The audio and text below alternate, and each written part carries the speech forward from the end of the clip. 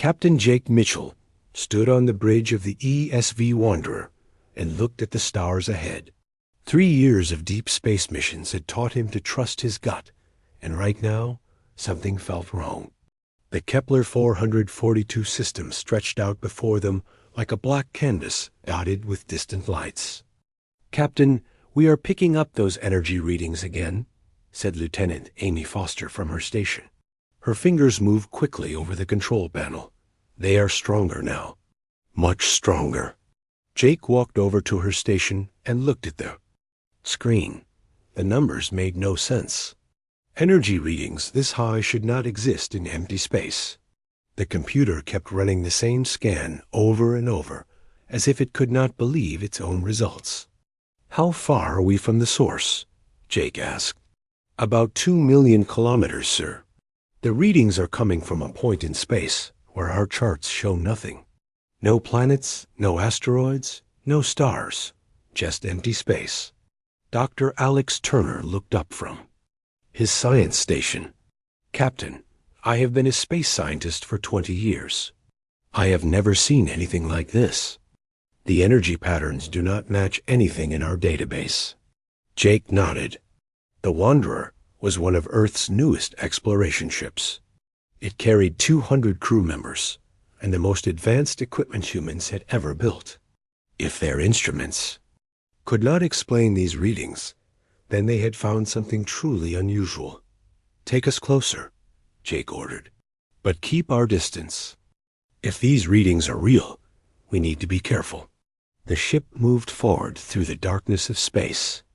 Earth was far behind them now, just another small light among billions. Out here on the edge of known space, they were alone. The nearest human colony was months away, and the alien worlds of the Galactic Council were even further. Lieutenant Foster watched her screens as they got closer to the energy source. "Captain, the readings are going crazy. Whatever is out there, it is big. Really big. Define big," Jake said. "The energy signature suggests something the size of a small moon. But, sir, there is nothing there. Our visual scanners show empty space." "Doctor." Turner stood up and walked to the main viewing screen. "Captain, what if it is not empty space? What if something is there, but we cannot see it?" Jake felt a chill run down his spine. In his years of space exploration, he had learned that the universe was full of surprises. Some were wonderful discoveries that advanced human knowledge. Others were dangerous enough to destroy entire ships. "Red alert," he announced. The bridge lights dimmed and warning sounds filled the air. Throughout the ship, 200 crew members stopped what they were doing and prepared for possible danger. "Amy, send a message back to Earth Command. Tell them our position and what we have found. If something happens to us, they need to know." "Lieutenant." Foster began typing the message. "Message sent, Captain. It will take 6 hours to reach Earth." The Wanderer continued moving toward the invisible energy source. On the bridge, everyone watched their instruments carefully. The energy readings kept growing stronger with each passing minute. "Captain," Dr. Turner called out, his voice tight with worry. "The energy patterns are changing. It is almost like something is responding to our presence." Jake felt his heart beat faster. "All stop. Hold our position." The ship came to a halt in the darkness of space. For several minutes, nothing happened. Then the energy readings suddenly spiked to levels that should have been impossible. "Captain," Amy shouted, "something is happening. The space in front of us is ... changing." Jake looked at the main screen and saw something that made his blood run cold. The empty space ahead was bending and twisting like water. Stars that should have been in straight lines were curving and warping. The fabric of space itself seemed to be tearing open. "Get us out of here, now," Jake ordered. But before the ship could move, a massive opening appeared in space. It was like a doorway made of light and shadow, big enough for their ship to fly through. Energy poured out of it in waves that made their instruments scream warnings. "Captain, Our engines are not responding, called out the ship's engineer from his station. Something is pulling us toward that opening. Jake grabbed the arms of his command chair as the ship began to move forward against their will. Amy, send another message to Earth. Tell them we have found something that should not exist. Tell them the opening in space grew larger and brighter. The Wanderer was being pulled inside like a leaf caught in a whirlpool. Jake could see his crew working frantically at their stations, trying to regain control of the ship. Captain, we are being scanned, Dr. Turner reported. Something on the other side of that opening is examining our ship. Scanned by what? Jake asked. I do not know, sir. The technology is unlike anything in our databases.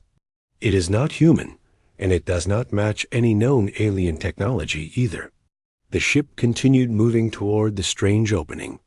Jake could feel the pull getting stronger. Whatever was on the other side wanted them to come through. Amy, finish that message. Tell Earth Command that we are about to enter some kind of spatial anomaly. Tell them if we do not report back in 24 hours, they should stay away from this system. Message complete, Captain. Sending now. The Wanderer reached the edge of the opening. For a moment, everything went quiet. The energy readings stopped their wild fluctuations. The pull on the ship seemed to pause. Then, without warning, they were pulled inside. The last thing Jake saw was the normal space of the Kepler 442 system disappearing behind them. Then everything went white, and the ESV Wanderer vanished from known space, taking its crew of 200 souls into the unknown. Commander Lisa Rodriguez was drinking her morning coffee when the alarm started screaming. She jumped up from her desk at Earth Command and ran to the main control room.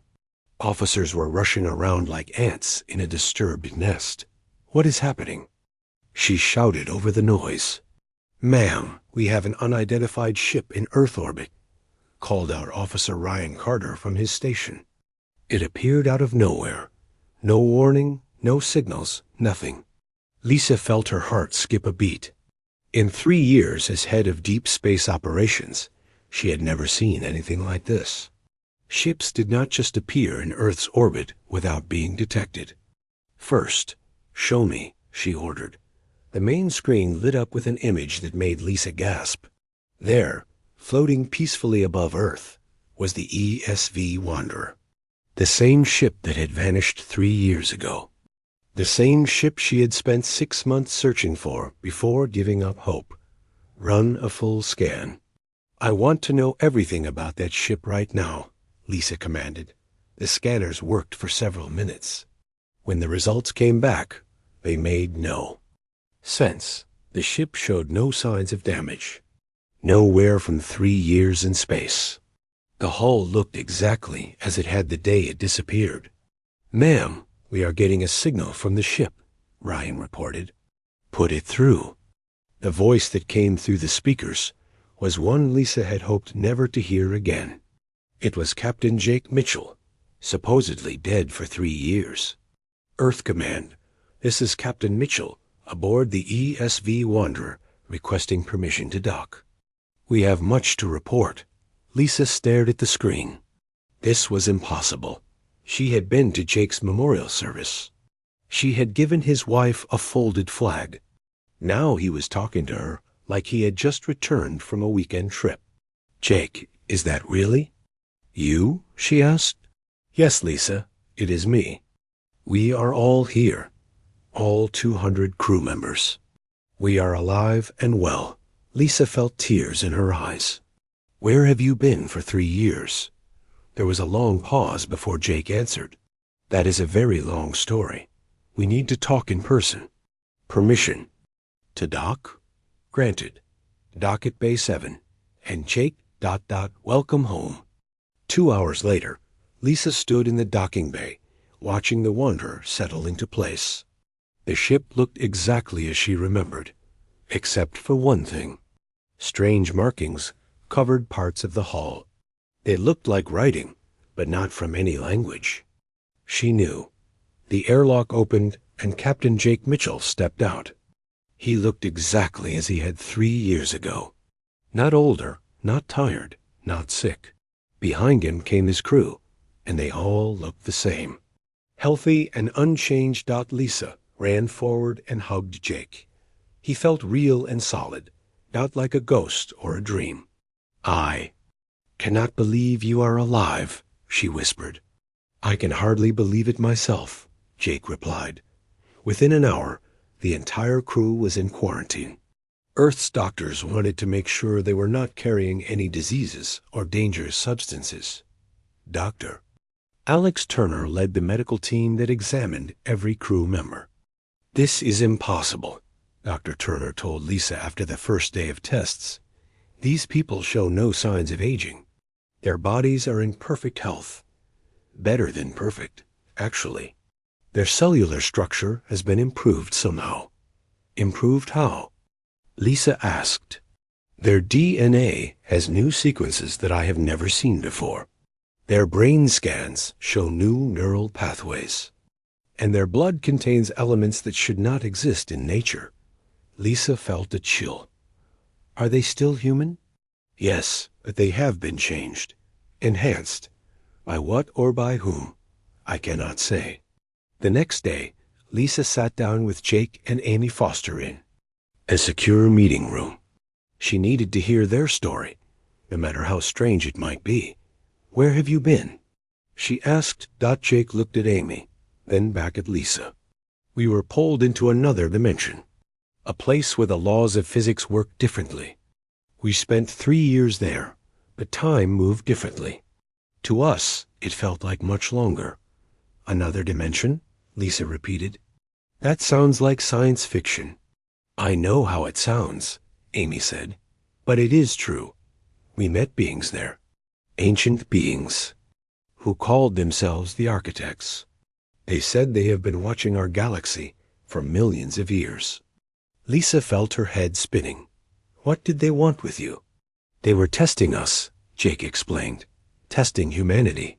They said they have been looking for a species that could inherit their responsibilities. A species that could guide the galaxies. Evolution." "And they chose humans?" Lisa asked. "They chose us to begin the test," Amy replied. "The real test starts now that we are back." Dr. Turner entered the room carrying a tablet full of test results. "Lisa, you need to see this. These people can predict things. Jake told us about a solar flare 30 minutes before our satellites detected it. Amy predicted a mechanical failure in one of our ships before it happened. How is that possible?" Lisa asked. Jake stood up and walked to the window. He looked out at the stars beyond Earth's atmosphere. "The architects gave us abilities, enhanced our minds. We can see patterns in space and time that normal humans cannot see." "Why?" Lisa demanded. "Why did they do this to you?" Amy joined Jake at the window. "Because something is coming. Something that will change everything in the galaxy. The architects said the old civilizations are not ready for what is ahead. They need new guardians, fresh thinking." Lisa felt fear growing in her chest. "What kind of something?" Jake turned back to her. "We do not know yet. But the architects warned us that when we returned, the ancient alien empires would react with fear. They said some of them would try to stop us." As if summoned by his words, Ryan Carter burst into the room. "Commander Rodriguez, we have a problem. All communication with the Galactic Council has stopped. The Zephyrian Empire has cut off all contact. The Nexari Collective has recalled their ambassadors. It is like the entire galaxy has gone silent." Lisa looked at Jake and Amy. Their faces showed no surprise, only sadness. "It has begun," Amy whispered. "The architects warned us this would happen. The old empires are afraid of what we represent." Lisa sat down heavily in her chair. 3 years ago, she had lost a ship and 200 good people. Now they were back, but they had brought with them a mystery that might threaten the entire galaxy. Ryan Carter stared at his screens in the intelligence office at Earth Command. For 2 weeks, he had been trying to contact every alien government in the galaxy. The results were always the same: silence. "This makes no sense," he muttered to himself. He pulled up the communication logs and read them again. The Zephyrian Empire had been talking to Earth every day for the past 5 years. Now they would not even answer basic diplomatic messages. Ryan had been an intelligence officer. For 10 years, he knew how alien politics worked. Even when governments were angry with each other, they still talked. Complete silence meant something was very wrong. He walked to Commander Rodriguez's office and knocked on the door. "Come in," Lisa called. Ryan entered and found Lisa studying reports about the Wanderer crew. She looked tired and worried. "Ma'am, I have some disturbing news about the galactic situation," Ryan said. Lisa looked up from her papers. "Tell me. It is not just the major empires that have gone silent. Every alien civilization we know has stopped talking to us. The Zephyrians, the Nexari, the Corvin Federation, everyone. But that is not the strangest part." "What is the strangest part?" Lisa asked. Ryan activated a holographic display that showed the galaxy. Red dots marked the locations of various alien fleets. "Our long-range sensors are picking up massive fleet movements. Ships are moving all over the galaxy. But they are not moving toward us. They are running away from something." Lisa stood up and walked closer to the display. "Running from what?" "That is what I cannot figure out. Look at this." Ryan pointed to the galactic core. Ancient species that have been sleeping for centuries are suddenly active. The Eternal Syndicate has mobilized their entire fleet. These are civilizations that are millions of years old. What could scare them enough to wake up? Lisa felt a cold fear in her stomach. "Show me the patterns." Ryan manipulated the display to show ship movements over the past 2 weeks. The patterns were clear. Every major fleet in the galaxy was moving away from human space. "It is like they are afraid of us," Ryan said, "but that makes no sense. We have 1 return ship and 200 people. They have fleets that could destroy entire star systems." Lisa thought about her conversations with Jake and Amy. They had mentioned that the ancient empires would react with fear, but she had not understood how deep that fear would go. "Keep monitoring the situation," she told Ryan. "If anyone tries to contact us, I want to know immediately." 3 days later, Ryan got his wish. A weak signal came through the communication system at 3 in the morning. It was encrypted and hidden inside regular space noise. Only the most advanced equipment could detect it. Ryan worked for hours to decode the message. When he finally broke the encryption, he found a simple text message: "Meet me at coordinates 247.8 by 156.3 in the asteroid belt. Come alone. A friend." Ryan brought the message to Lisa immediately. She read it twice before speaking. "Could be a trap," she said. "Yes, ma'am. But it might be our only chance to find out what is happening in the galaxy." Lisa made her decision quickly. "Prepare a small ship. I will go myself." "Ma'am, I should go instead." "If this is a trap, no. If someone wants to talk to Earth's leadership, they should talk to Earth's leadership." 2 days later, Lisa piloted a small reconnaissance ship to the coordinates in the asteroid belt. The location was empty space between 2 large asteroids. She waited for an hour before anything happened. Then a ship appeared out of nowhere. It was small and sleek, with the blue and silver markings of the Zephyrian Empire. Lisa had seen ships like this before, but never hiding in asteroid belts. A voice came through her communication system. It was young and female, speaking in accented English. "Commander Rodriguez, thank you for coming. My name is Kalara. I am a junior diplomat with the Zephyrian government. Why all the secrecy?" Lisa asked. Because if my government knew I was talking to you, they would execute me for treason. Lisa felt her blood run cold. Why? Because they are terrified of what your ship brought back from wherever it went. The young Zephyrian's ship moved closer to Lisa's. Through her viewports, Lisa could see a tall, blue-skinned alien sitting in the pilot's seat. "Tell me what is happening," Lisa said. Kalara's voice was quiet and scared. "The markings on your ship, my government recognizes them. Every government in the galaxy recognizes them." "What are they?" "They are the symbols of the architects. The first ones, the beings who built the galaxy before any of us existed." Lisa felt dizzy. Built the galaxy? According to our oldest records, the architects seeded the galaxy with life millions of years ago. Then they disappeared. They left behind a warning that they would return when it was time to choose new guardians for the galaxy. "And you think they chose humans?" Kalara's ship moved even closer. "I think they already chose you. The markings on your ship prove it. Every major government in the galaxy has ancient texts that describe those exact symbols." Lisa tried to process this information. Why is everyone so afraid? Because the texts say that when the architects return, they will judge all the existing civilizations. Those who are found wanting will be removed to make room for the new guardians. The words hit Lisa like a physical blow. Removed, destroyed, wiped out, erased from existence. The architects do not believe in second chances. Lisa stared out at the stars surrounding them. Somewhere out there, ancient civilizations that had ruled the galaxy for millions of years were hiding in fear from a human ship with strange markings. "What do your people plan to do?" Lisa asked. "The old leaders want to form an alliance.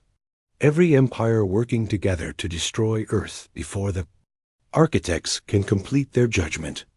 "And you?" Kalara was quiet for a long moment. "I think fighting the architects would be suicide. I think our only chance for survival is to prove that we can change, that we can work with humanity instead of against them." "Will your government listen to you?"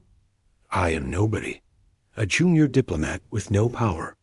But there are others like me in every empire. Young voices who think the old ways are wrong." Lisa made a decision that would change everything. "Kalara, I want you to arrange a secret meeting. Gather those young voices from every government. It is time for a new kind of diplomatic talk." As Lisa flew back to Earth, she realized that humanity was no longer just dealing with the return of one ship. They were at the center of a galactic crisis that could end with the destruction of civilizations millions of years old. The question was, what did the architects really want? And was humanity ready for the responsibility they were about to inherit? Captain Jake Mitchell woke up screaming. The dream had felt more real than reality itself. He had seen entire civilizations rising from nothing and growing into mighty empires. He had watched those same empires slowly die as they became too afraid to change or grow. In the bed next to him, Amy Foster sat up quickly. She had been having the same dream. "You saw it too," Jake whispered. "The galaxy's history. All of it, like watching a movie that lasted millions of years." Amy rubbed her eyes, but the visions were still there. "Jake, I think it is starting." Down the hall, Dr. Alex Turner was writing frantically in his notebook. He had seen the same visions, but from a different angle. He had watched the architects move through the galaxy like gardeners, planting seeds of life and watching them grow. Most of the seeds had grown into beautiful flowers, but then stopped growing. They became content with their beauty and forgot how to change. All over the medical facility where the Wanderer crew was staying, 200 people were waking up from the same shared dream. They had all seen the same cosmic history. They all understood what it meant. The next morning, Dr. Kate Williams arrived at the facility to conduct more tests on the crew. She found them all sitting together in the main cafeteria, talking quietly. When she entered the room, They all turned to look at her at exactly the same time. "That is new," she said to herself. Jake stood up and walked over to her. "Dr. Williams, we need to talk. All of us. Something is happening to us, and we think it is connected to what is happening in the galaxy." "What kind of something?" Kate asked. Amy joined them. "We are connected now. All 200 of us. We can feel each other's thoughts sometimes. And we are seeing things. Visions of the past and glimpses of possible futures." Kate felt her scientific mind racing. "Connected how?" "Like a network," explained Lieutenant Foster. "The architects did something to our brains. Made us into a kind of living computer that can process information across space and time." Dr. Turner approached with his notebook. "Kate, I have been recording everything we have experienced. The visions are not random.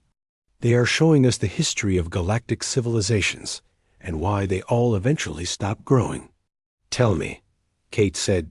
Jake gestured for everyone to sit down.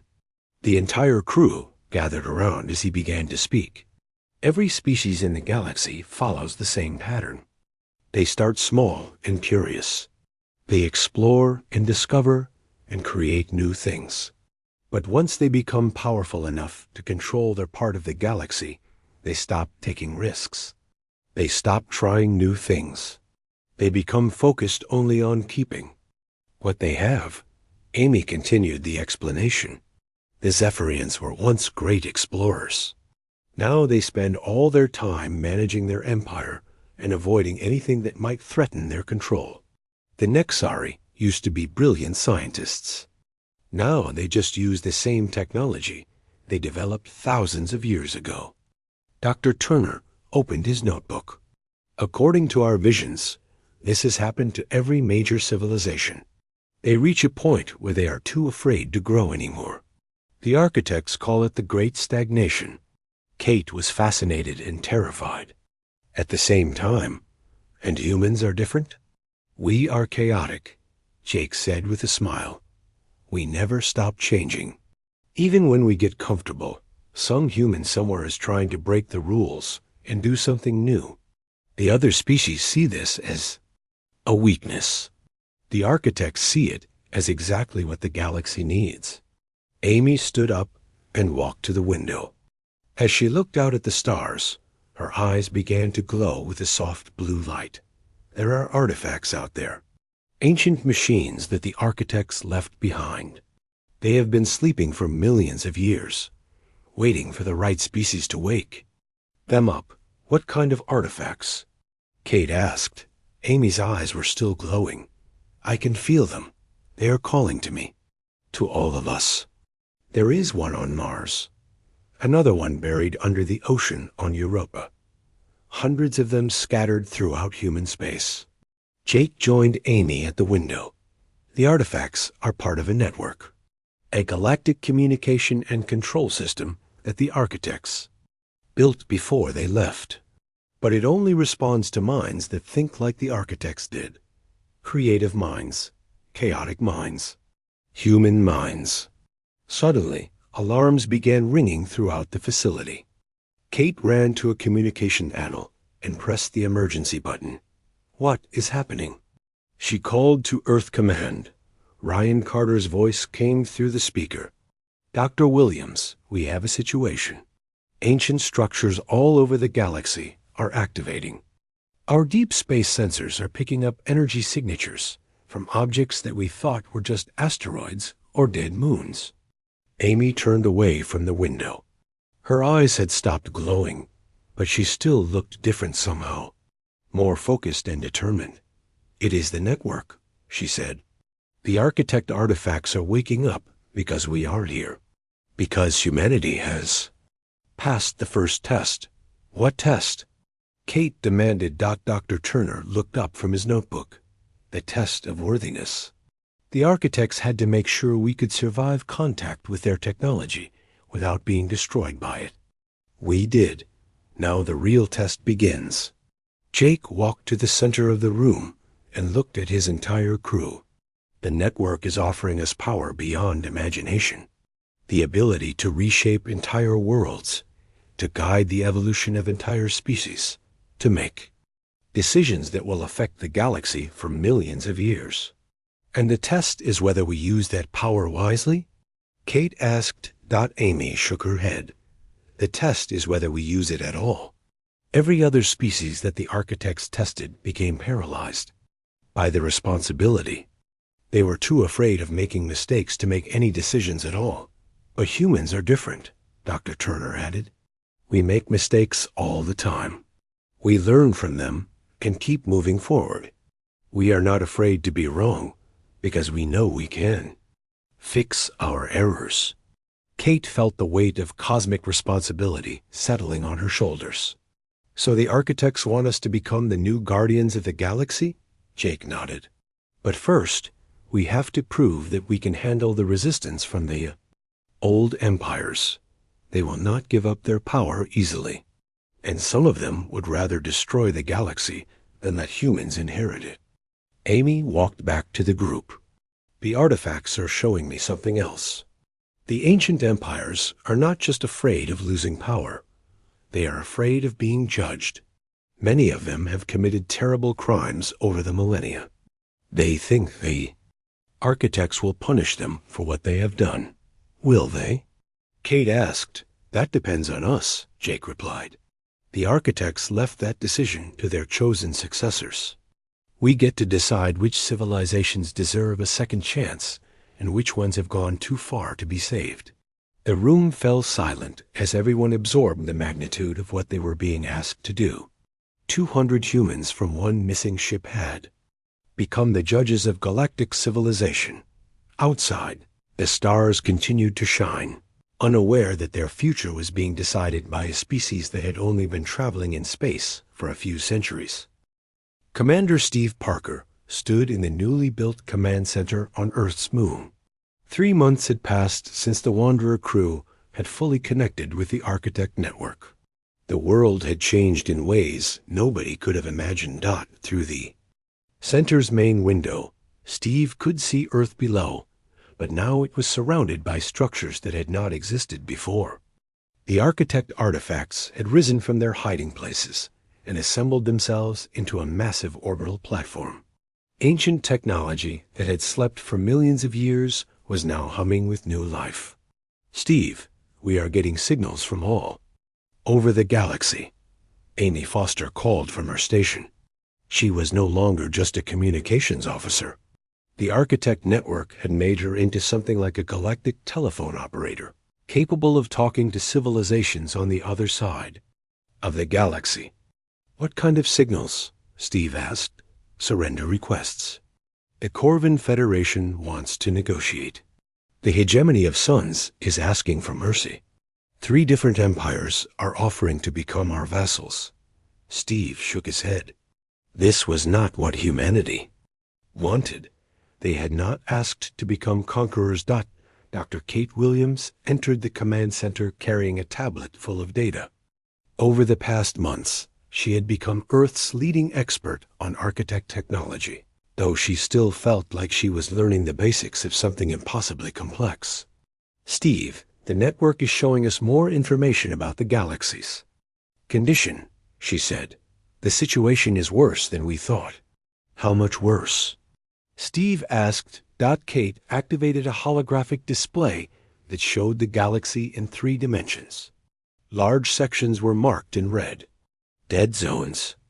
Entire regions where civilizations have become so stagnant that they have stopped reproducing, stopped exploring, stopped creating anything new.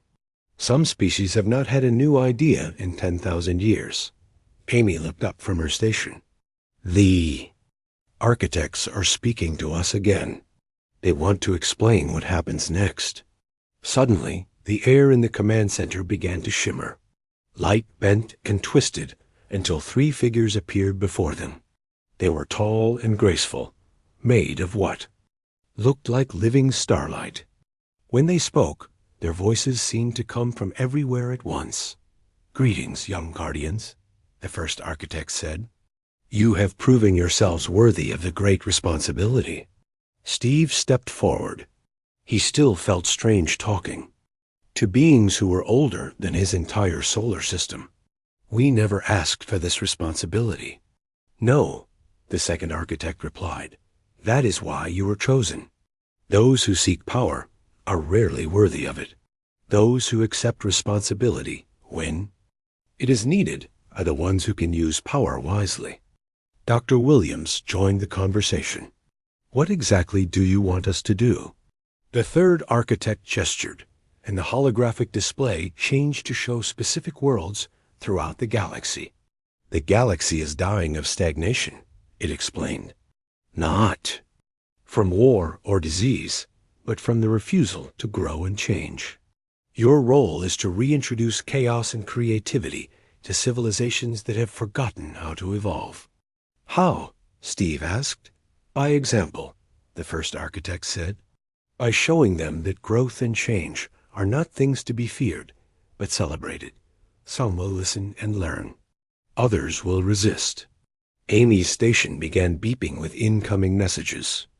"Steve, Kalara is calling from the Zephyrian border. She says her government wants to make a deal." Steve activated the communication system.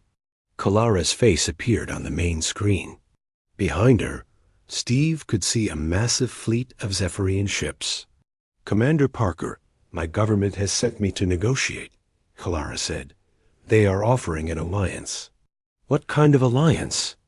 Steve asked. "Full cooperation, technology sharing, joint exploration missions. In exchange, they want assurance that Earth will not use the architect technology to destroy the Zephyrian Empire." Steve looked at the architects, who nodded in approval. "Kalara, tell your government that we are not interested in destroying anyone. We want to help civilizations remember how to grow." "And if they refuse to grow?" Kalara asked. "Then they will be left behind while the rest of the galaxy moves forward," Steve replied. Over the following weeks, similar negotiations took place with dozens of alien governments.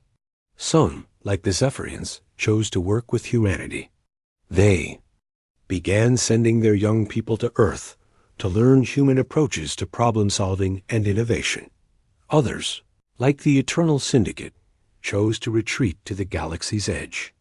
They built massive fortress worlds and declared that they would have nothing to do with the new cosmic order. A few empires chose to fight. They launched attacks on human colonies and tried to destroy the architect artifacts. These conflicts were brief.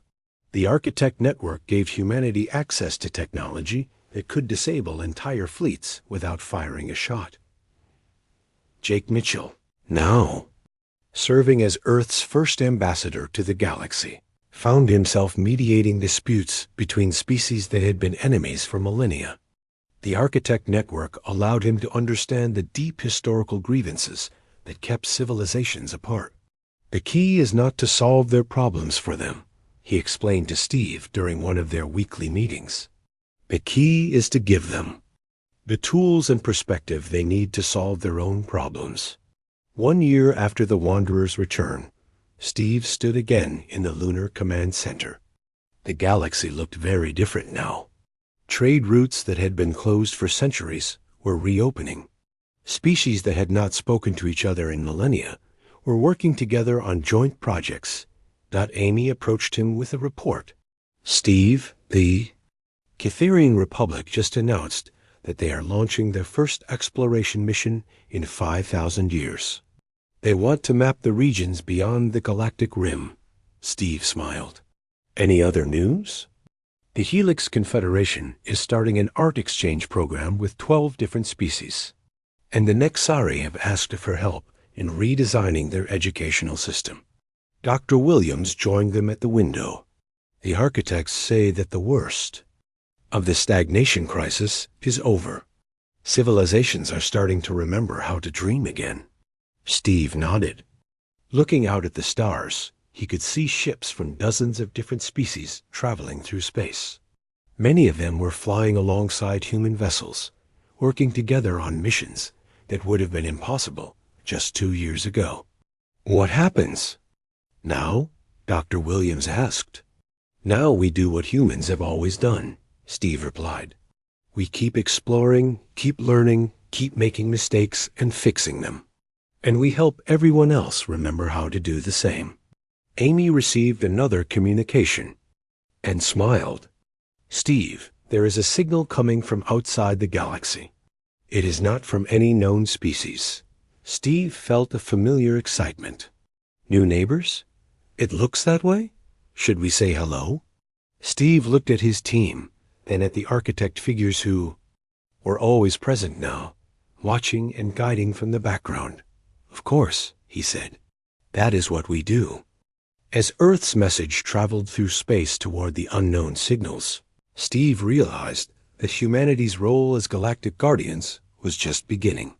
The universe was vast and full of wonders they had not yet discovered. And thanks to their chaotic, curious, never-satisfied human nature, they would keep discovering new things for millions of years to come. The galaxy was alive again, and it was ready to grow.